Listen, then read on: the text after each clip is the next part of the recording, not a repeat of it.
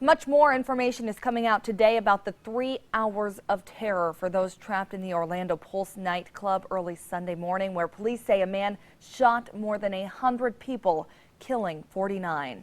NBC's Sarah Rosario at the hospital in Orlando, where many of the injured were taken. We are now learning more about the people killed inside the club. Officials telling us this morning there are 49 victims. The 50th person is the shooter. We will not be defined by the act of a cowardly hater. We will be defined by how we respond, how we treat each other, and this community has already stepped up to do that. Orlando's Mayor Buddy Dyer standing with the governor, local and federal agents updating us on efforts to sift through the evidence and learn more about the shooter, 29-year-old Omar Mateen. Their first priority, identifying victims and notifying family. The shooter was included in the number at 50.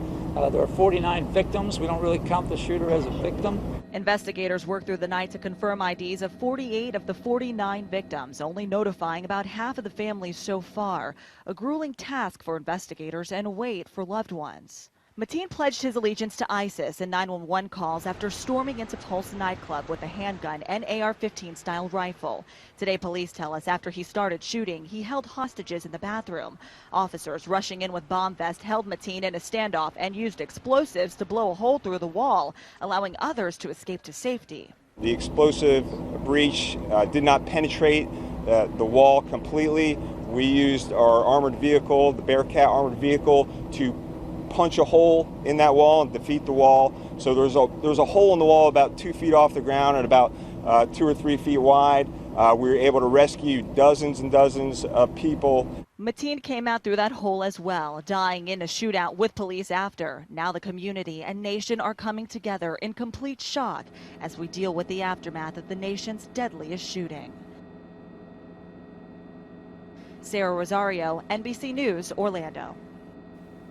Well, a number of state and local political leaders took time to speak out about the tragic shootings. Omaha Mayor Jean Stothert posted on her Facebook page, quote, "The people of Omaha pray for all in Orlando, those killed, the injured, families and friends grieving, and the first responders who saved so many," end quote. And Senator Ben Sasse writes, quote, "We mourn the deaths of innocent victims, all made in the image of God. Violent Islam, whether it's card-carrying members of ISIS or Al-Qaeda or its crowdsourced attackers, must be defeated," end quote.